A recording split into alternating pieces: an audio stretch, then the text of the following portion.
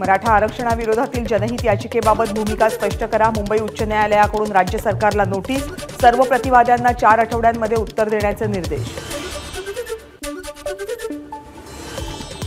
सकल मराठा समाजाच्या विविध संघटनांची पत्रकार परिषद. सरकारनं 10% आरक्षण दिल्यानंतर पुढची भूमिका काय?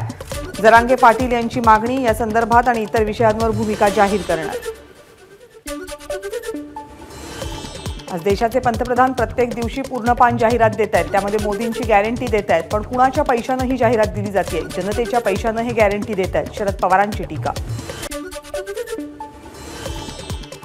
आघाड्यांमध्ये सगळ्यांच्याच मनाप्रमाणे होत नाही. आम्ही युतीत होतो त्यावेळी सुद्धा आमच्या मनासारखं झालं नाही.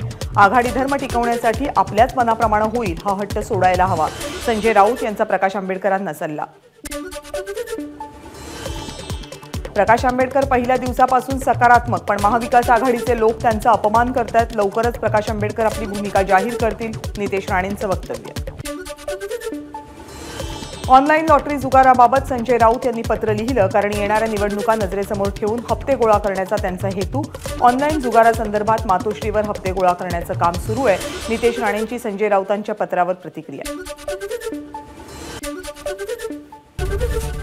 एबीपी माझा, उघडा डोळे बघा नीट.